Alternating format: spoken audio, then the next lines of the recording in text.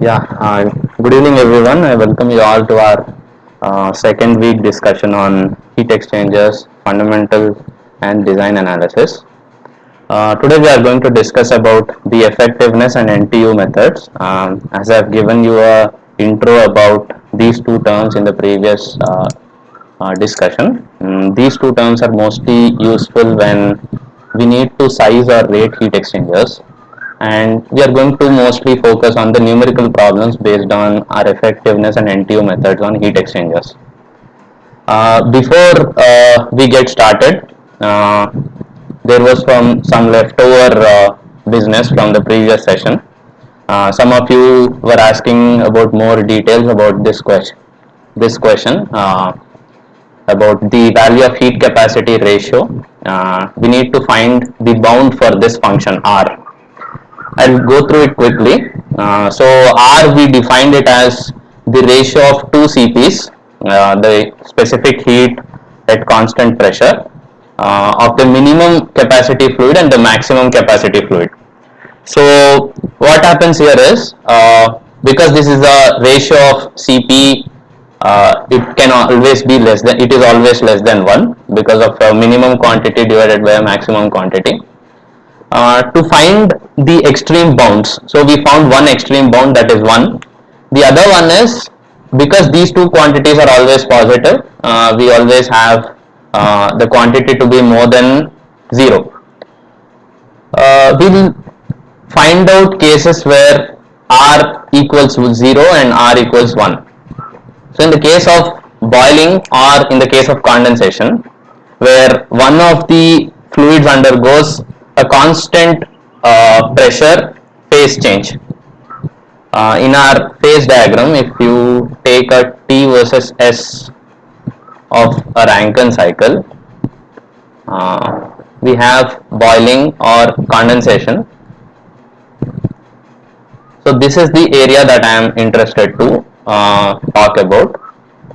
So wherever boiling or condensation happens, the Cp of the fluid during boiling or condensation becomes infinite. So whatever be the numerator, that is Cp of the minimum fluid, because the denominator becomes infinite, we get R to be 0.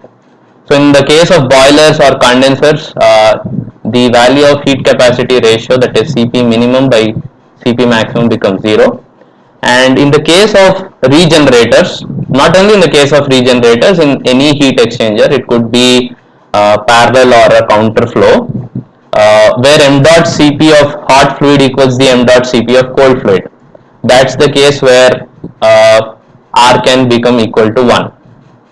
So the correct answer is D. If someone wants some more clarifications, you can unmute and have a discussion.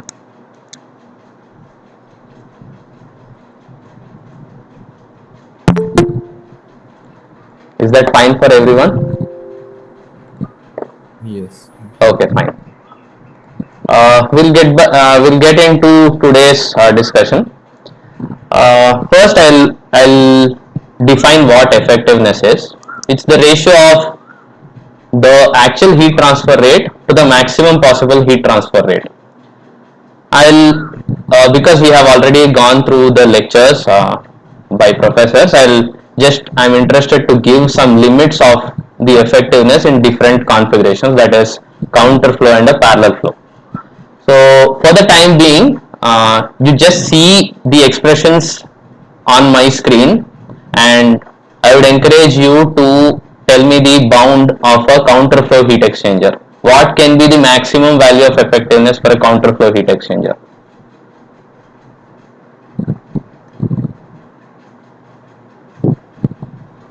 Is it 0, half, or 1?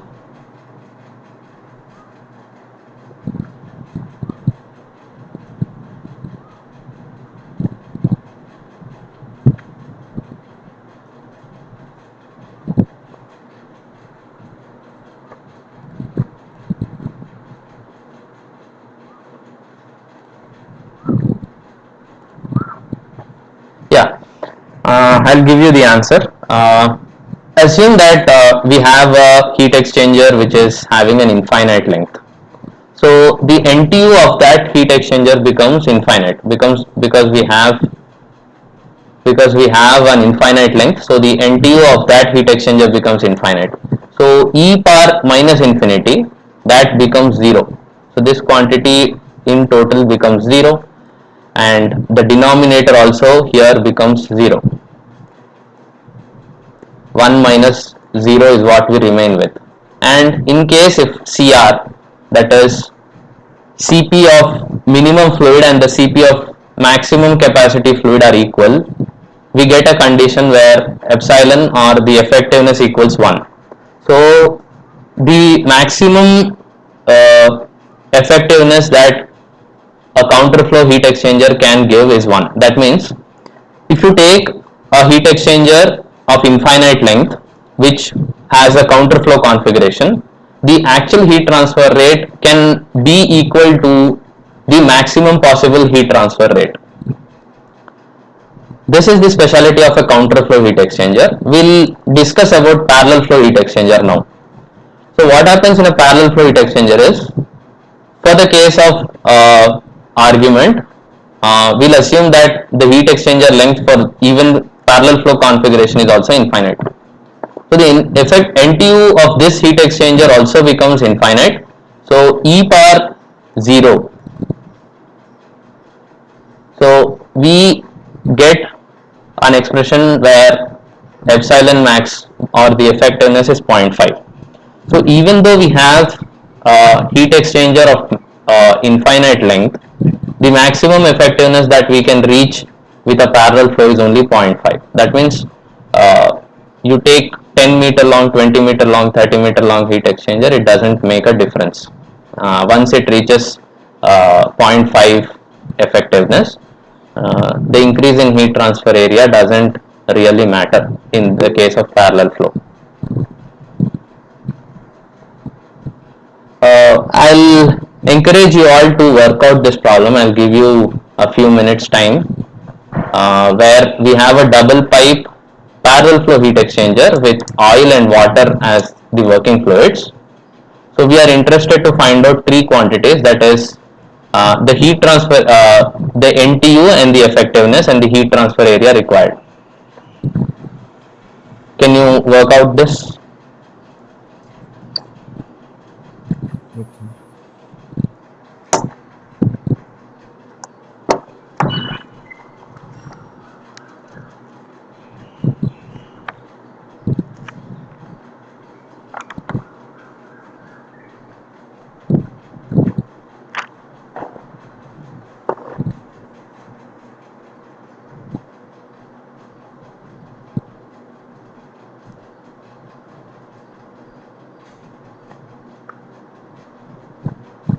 Or else, because this is your first problem in effectiveness NTU, I'll take you forward. So first do an energy balance, that is heat lost by the hot fluid and heat gained by the cold fluid. We'll equate them and find out what is the exit temperature of the hot fluid. Okay. I'll give you a few minutes so you can work it out and tell me what is the exit temperature of hot fluid. Just do an energy balance. M dot Cp delta T of hot fluid equals M dot Cp delta T of cold fluid.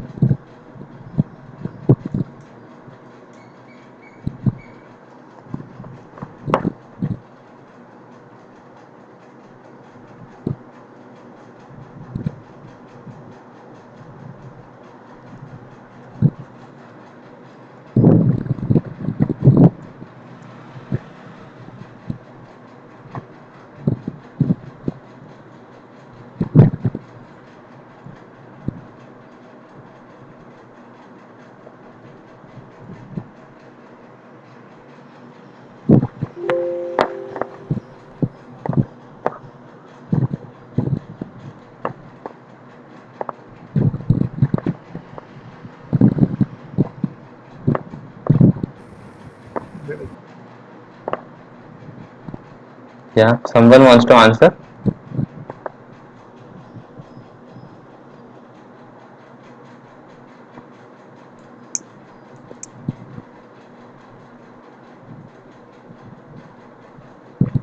Okay, I'll take you forward. So oil is our hot fluid. It enters at 180 degrees Celsius with a mass flow rate of 210 kg per hour. Water is our cold fluid. It enters at 10 degrees and it picks up heat to reach 40 degrees Celsius with the mass flow rate being 150 kg per hour. The overall heat transfer coefficient is also given 340 watt per meter square Kelvin. We'll first find out the end temperatures of the hot fluid. That's the only one which is missing, because obviously we want to find out LMTD.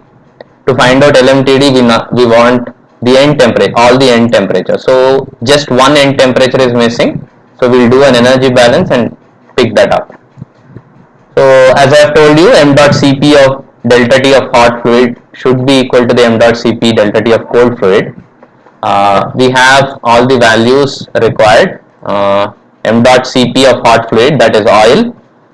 Remember the units, they are in kg per hour. So just be consistent with the units that we plug in. So m dot Cp of oil is given. Exit temperature is the one which we are interested to find out. That should be equal to the m dot Cp of water in times delta T of water. So that is this fellow, 150 times 4.178 into delta T of water. So this temperature is what we get. TH exit is 132.38 degrees Celsius. Is everyone happy with this, or you need some clarifications here?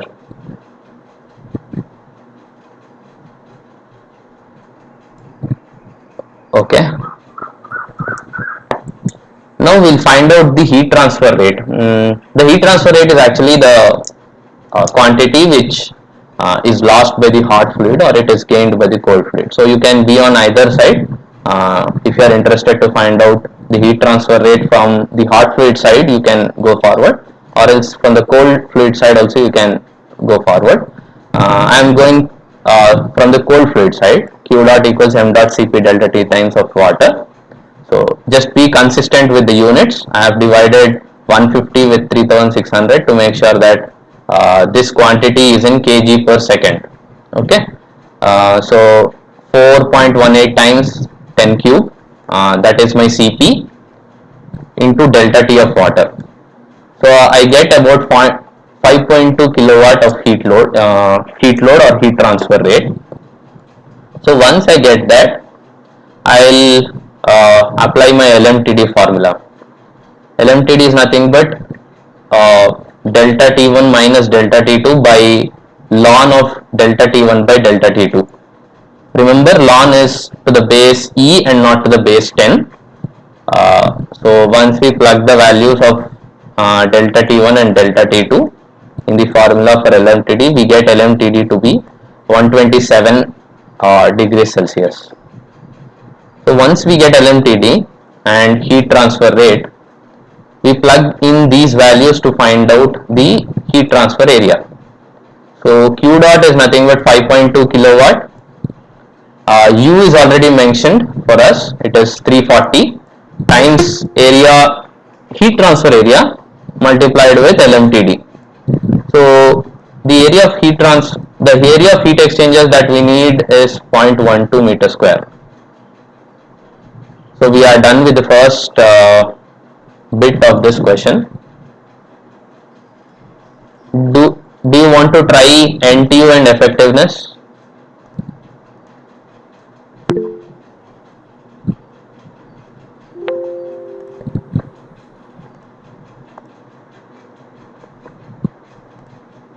Okay, one of our friends says NTU is 0.37. Okay.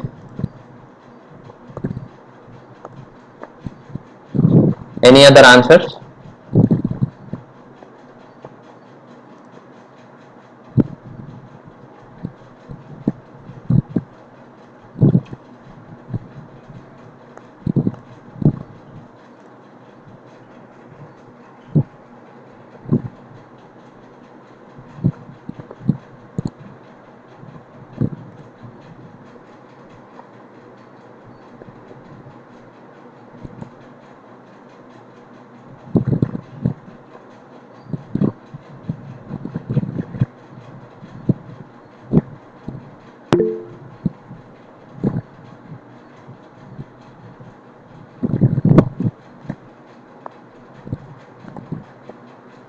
Effectiveness is 0.27 is what one of our friends says.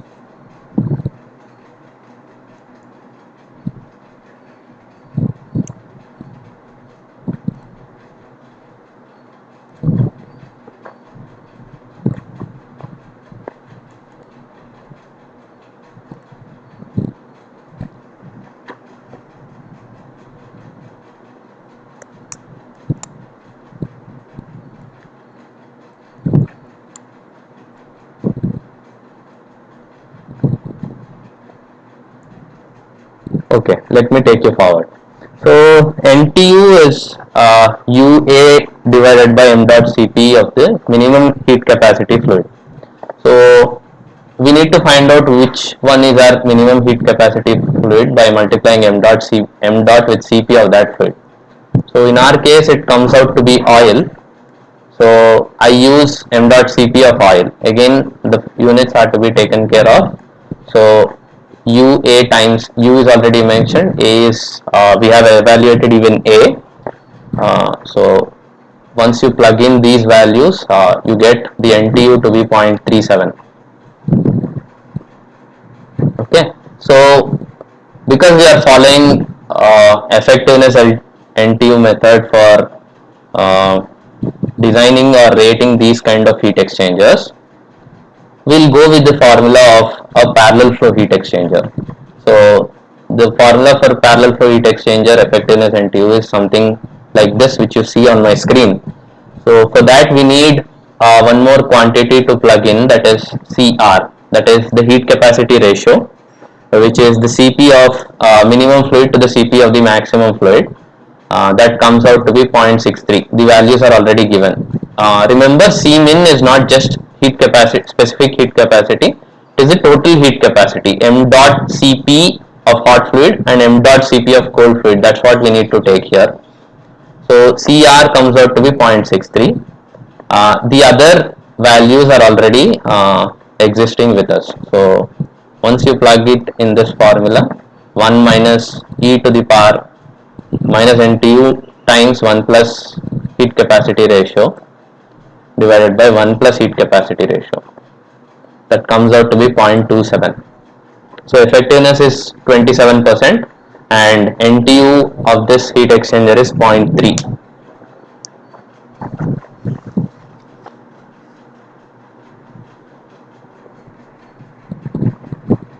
Any questions here?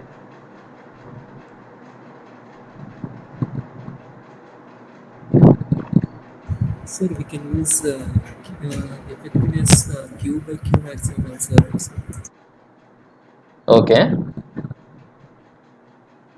There also we can get same answer. Yeah, even there you even that you can find out. Yeah, that's also fine. Okay, sir. Have you tried that way? Yes, sir. Okay. How much was your answer? 0.2796. Yeah, that should be fine. Yeah. Your friend says instead of going in this fashion, you can apply this formula. Instead of applying this fashion for effectiveness NTU method, your friend says why not go in this way, Q by Q max. So even that should give us the same answer. So it gives 0.27%. Yeah.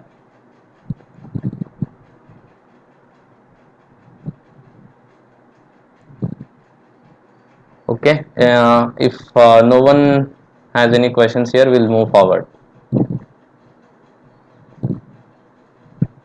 This should be a fairly easy one. We have a heat we have a heat exchanger where m dot Cp of both the fluids are equal. The hot fluid enters at T1 and leaves at T2. The cold fluid enters at T3 and leaves at T4. Can you quickly work out this and tell me the effectiveness of this heat exchanger?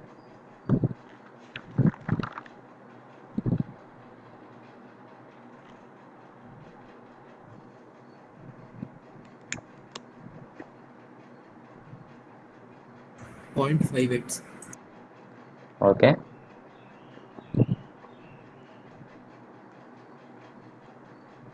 Does Anyone else uh, want some more time, or do you have any other answers instead of 0.58?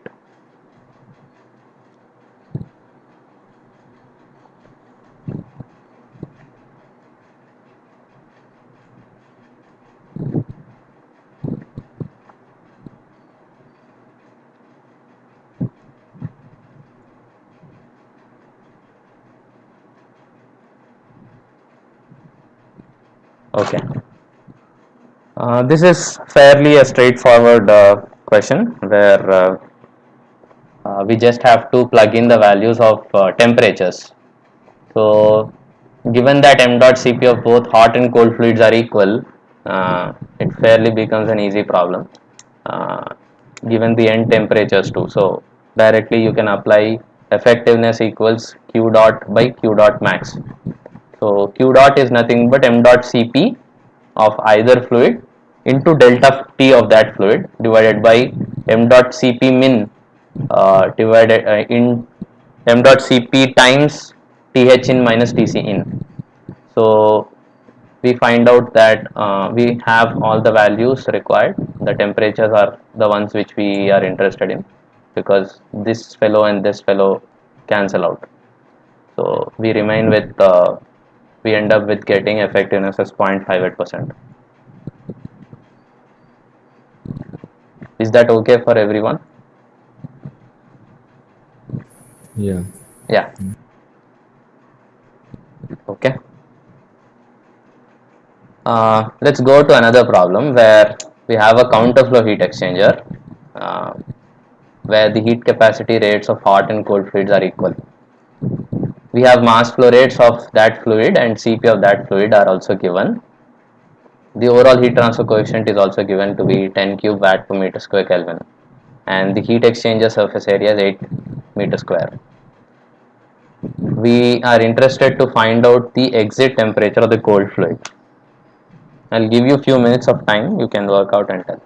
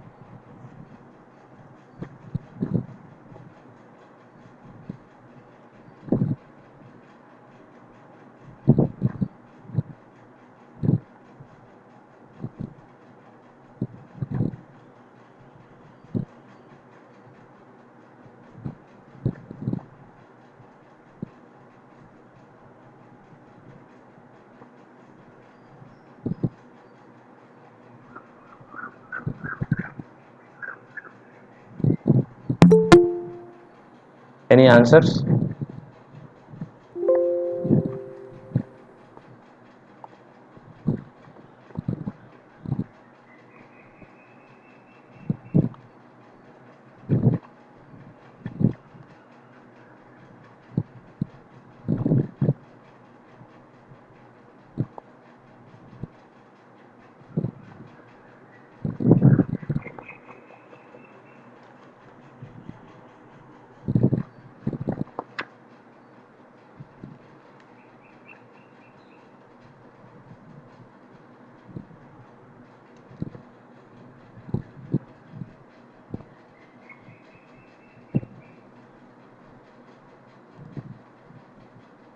Do you need some more time?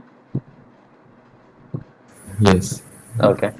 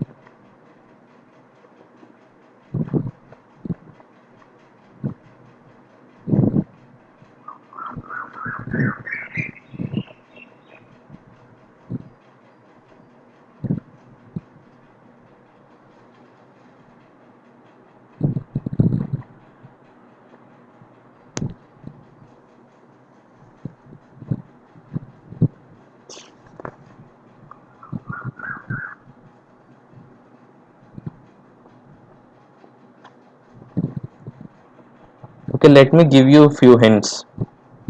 I'll first suggest you to find out m dot Cp of both fluids. They are equal. So, and then find out NTU.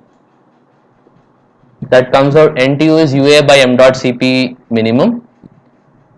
UA is known divided by m dot Cp min. So that comes out to be some value. You have NTU value. You have calculated NTU value by then.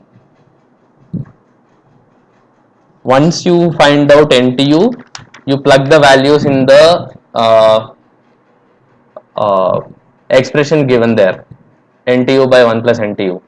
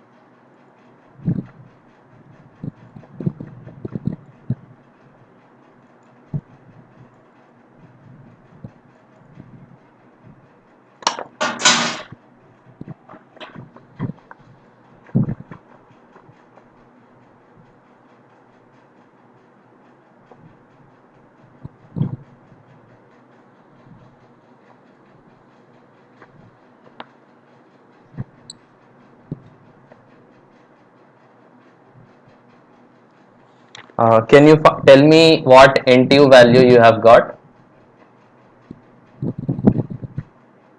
Any answers?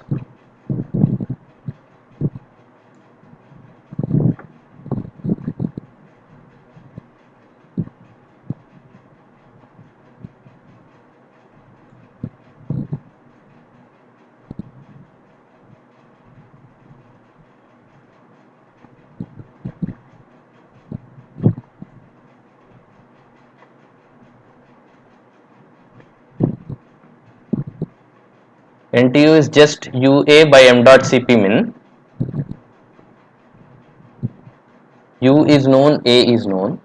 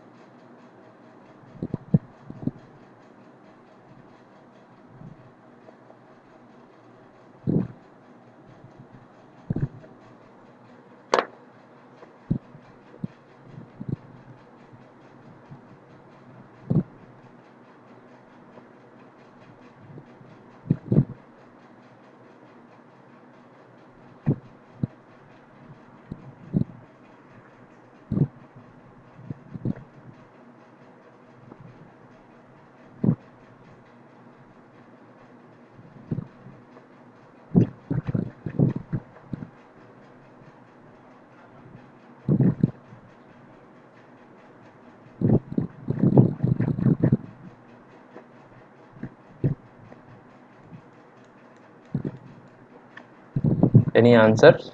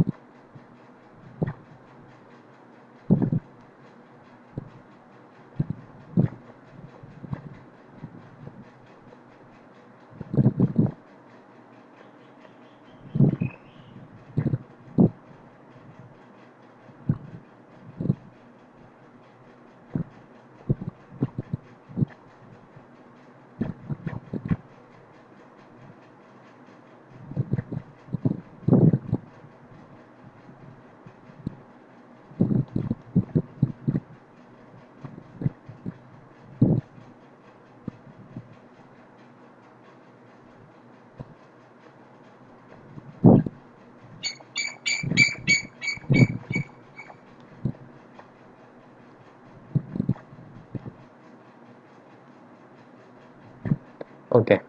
Uh, shall I discuss the solution?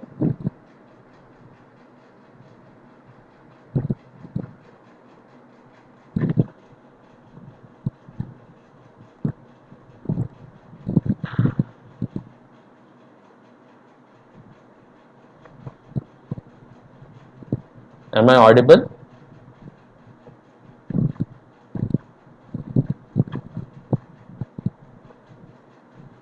Hello? Am I audible? Can someone unmute and confirm? Yeah, you are audible. Okay. I'll discuss the solution for this. So we have two fluids, one is oil and one is water.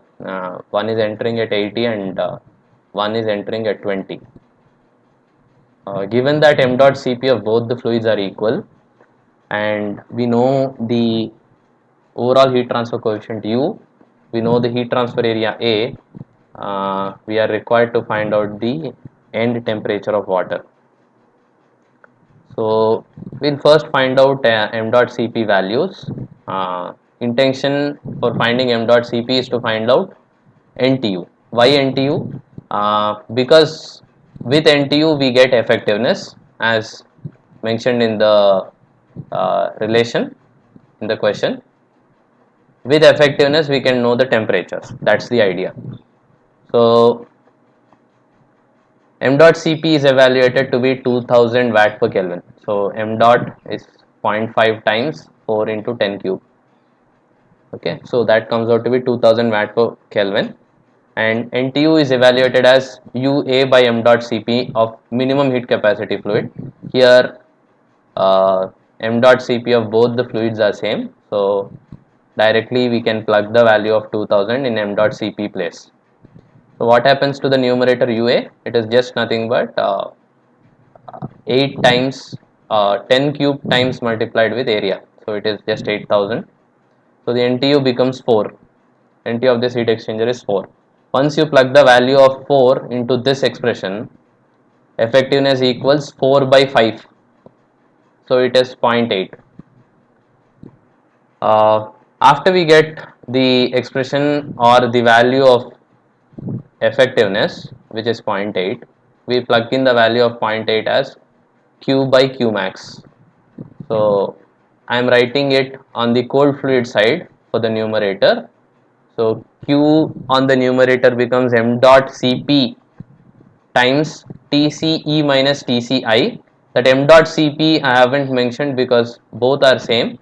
Otherwise, we need to mention m dot Cp on the numerator and on the denominator side. Okay. So the maximum possible heat transfer rate is m dot Cp minimum fluid times delta T. So once you plug the values of the hot inlet and cold inlet, which are 80 and 20 respectively, you get TCE as 68 degrees Celsius. Is it okay for everyone? Okay, sir. Okay, fine. We have one more numerical. Basically, this session is all about solving numericals. So, in case you have any subject related questions, you can unmute yourself and ask if you have any questions on this topic too. So, we'll continue further. We have a counterflow heat exchanger where water flows through the inner tube and enters at 10 and leaves at 45 degrees Celsius respectively. We are cooling engine oil where the engine oil comes at 100 degrees Celsius and it is passing through the annular space of the counterflow heat exchanger. The exit temperature of the engine is given. Other required quantities like mass flow rate and Cp of engine oil and water are given. So we are interested to find out the effectiveness of this heat exchanger. Can you work out this?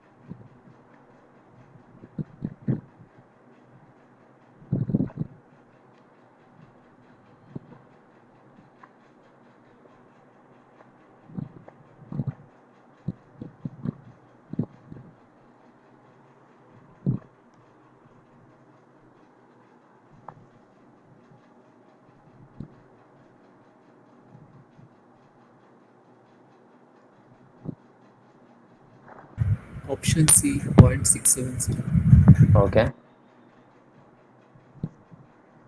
You have calculated on taking numerator on hot side or cold side? And numerator as cold size, Okay. water. Okay.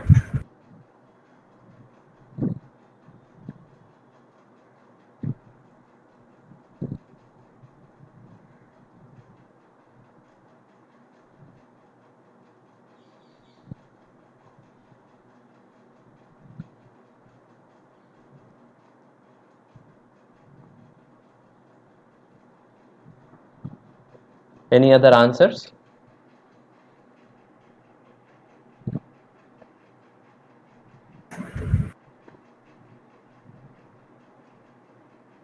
Numerator it took oil CC is 1.068 capacity. Sorry. I took oil cell in numerator Okay. and I got 0.6667. 0.667. Yeah. Okay.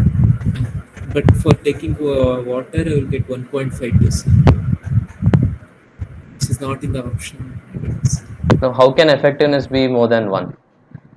Yeah, Yeah, even I'm getting yes. 1.52 when I'm taking water in the numerator. Just a moment. Let me work it out too. I have taken oil on the numerator.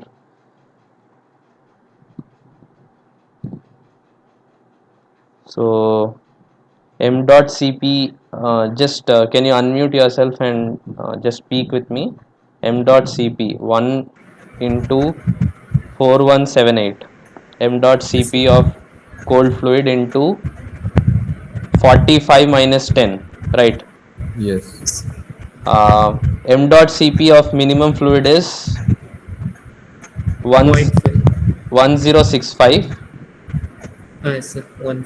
1065 times 100 minus 10, right?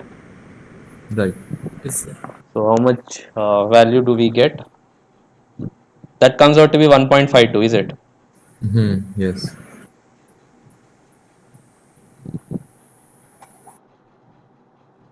Okay, 35 4178 times 35 by 90 times 1065. Just a moment.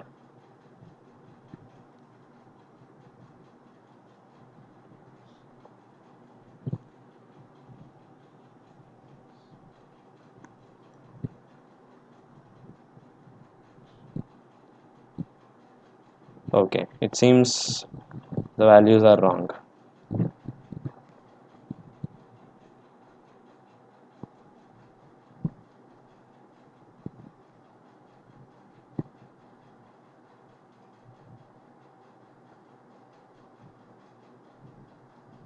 Okay, I'll check this out and I'll get back to you.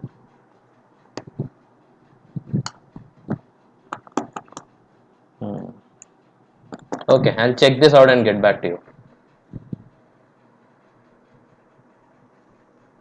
Can you work this out? Don't believe on the answers. I got a different answer. Maybe you can try this out. Water enters at 50 with a mass flow rate of 0.8 kg per second, and air enters at 20 with 3 kg per second. If the effectiveness of this heat exchange is 0.8, what is the LMTD?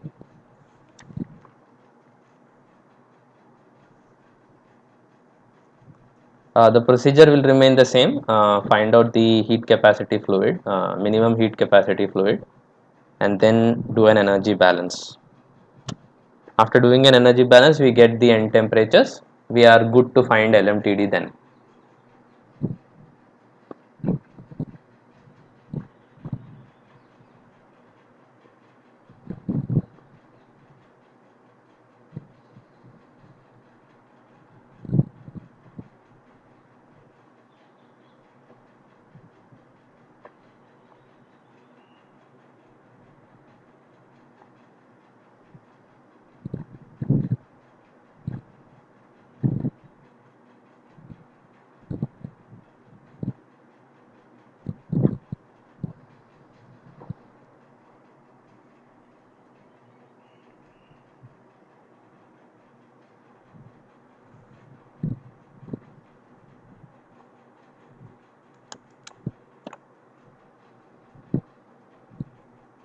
Any answers for T hot exit? Because invariably we need the end temperatures to find out LMTD. So we need hot exit temperature and cold exit temperature, right?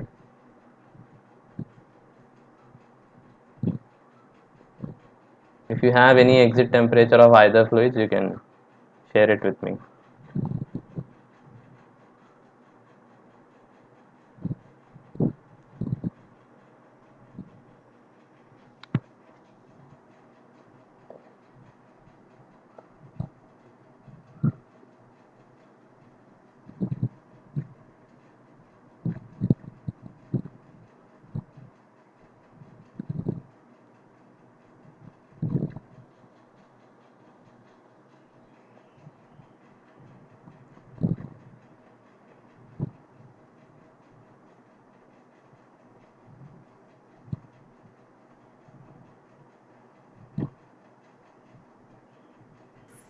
Hot exit temperature is around 28.57 degrees Nice. Celsius. Yes, that's correct. What about cold temperature?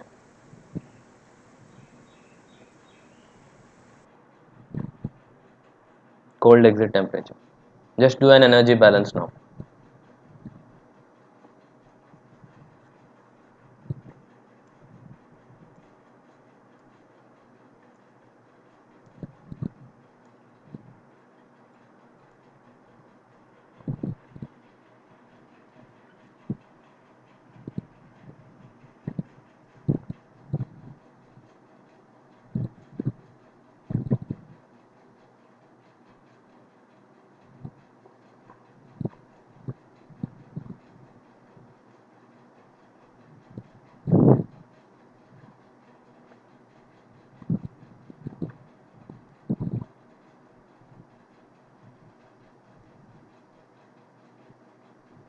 It's 44 degrees Celsius. Okay, that's correct.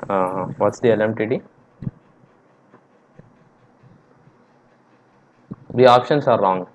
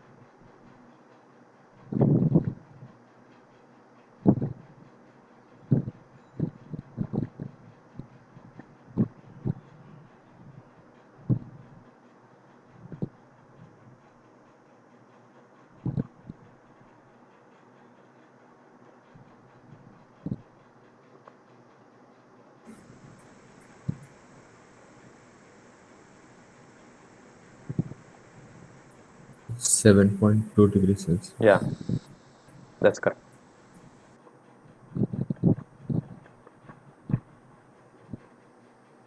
Do others need little more time to work this out?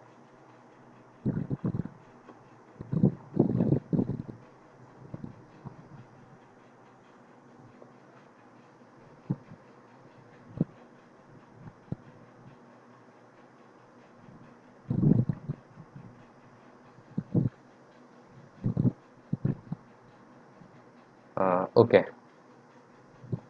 So given inlet temperatures of both the fluids with mass flow rates and Cp, the effectiveness being mentioned, we want the LMTD of this heat exchanger. So to find out LMTD, invariably we need to find out the end temperatures. We don't have any other option. So to find out the end temperatures, given effectiveness, we have to take that route. There is no way other possibility. So we'll find out what is the minimum heat capacity fluid here in our question. So I find out Cp of hot fluid, which is m dot specific heat of that fluid, and Cp of cold fluid, which is m dot specific heat of that cold fluid. So that comes out to be 3360 and 3000 respectively. I am marking it here. Okay. So in our problem, what is the cases? CH is more than CC. So we'll plug these values into our effectiveness formula. M dot Cp of hot fluid into delta T of hot fluid divided by m dot Cp of minimum heat capacity fluid into delta T of cold fluid. Uh, Delta T max that is possible in this heat exchanger, that is 50 minus 20, Th in minus Tc in. So once we plug in these values, we get Th exit as 28.57 degrees Celsius. Now we have three temperatures, that is hot in, hot exit. Cold in is also known, cold exit is the one which we are interested to find out. It is straightforward now. We apply first law. Heat lost by the hot fluid should be equal to the heat gained by the cold fluid. So the heat lost is nothing but m dot Cp of hot fluid multiplied with delta T of hot fluid. That should be equal to m dot Cp of cold fluid multiplied with delta T of cold fluid. So once we plug these values, 3360, that's m dot Cp times 50 minus 28.57, that should be equal to 3000 times Tc exit or Tc out minus 20. So Tc exit is nothing but 44 degrees Celsius. So plug these values into the formula where the LMTD is nothing but delta T1 is here, delta T2 is here,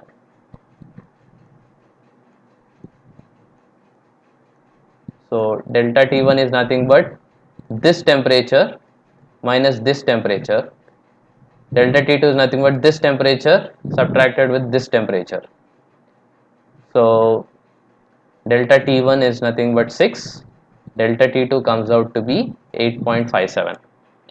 So plug these values in the LMTD formula, delta T1 minus delta T2 whole thing divided by logarithm of delta T1 by delta T2. So that comes out to be 7.2 degrees Celsius. Any questions here?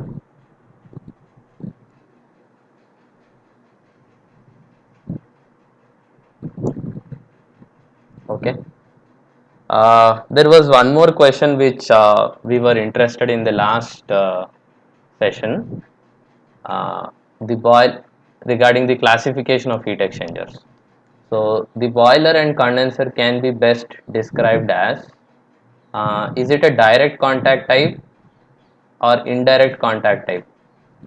So in a boiler and a condenser, basically what happens is there is phase change happening. So we are clear with it. So we have two types of heat exchangers based upon their classification. That one thing is direct transfer type, the other is a direct contact type. So direct contact type is that heat exchanger where the both interacting fluids do not mix. Okay, like concentric tube in tube heat exchanger. The cases which we dealt with today, every case is direct transfer type and they are not in direct contact type. That means the hot fluid and the cold fluid do not mix. Maybe hot fluid is water, cold fluid is oil, so they do not mix. By the term direct contact type, we say that the fluids do not mix. And there is a transfer type. Oh, I'm sorry. This should be direct contact type and this should be transfer type. Just I have made a typographical error here. Direct contact type is the one to the top, direct transfer type is to the bottom. Direct transfer type is the one where uh, fluids don't mix with each other, and direct contact type is the heat exchanger where the fluids mix with each other.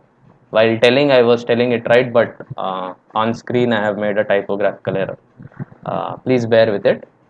So boiler and condenser is direct, nothing but a direct transfer type, and there are multiple phases involved. That means in a boiler, constant pressure uh, heat addition takes place. So uh, we can be in two phase region, that is vapor plus liquid, or we can be directly in a vapor phase 2. So it is multi-phase heat exchanger. So the correct option for this is D. Boiler and condenser are a direct transfer type and multi-phase heat exchanger type. Is it okay? Yeah, totally. Yeah. This will be my common slide for whoever wants some more information to learn. We have 4 books. You can go and read them. And one more point was last week, a few of you were asking me about the YouTube link for these videos. Uh, Actually, the previous video I could not upload it. I don't know what issue is. I'll try it again. I've tried multiple times, but it didn't work. But anyway, I'm going to upload it on YouTube, and I think you'll be able to access that too. Uh, Thank you. Uh, does anyone have any other questions? You can unmute and ask, or we can stop this session here.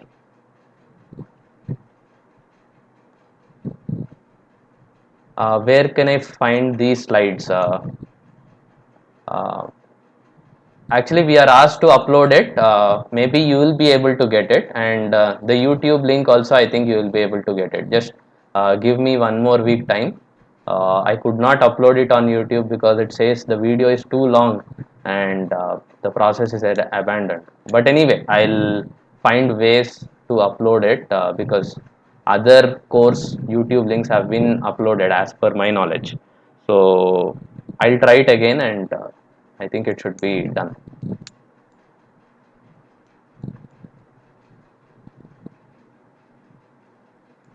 Okay. Shall I close the session?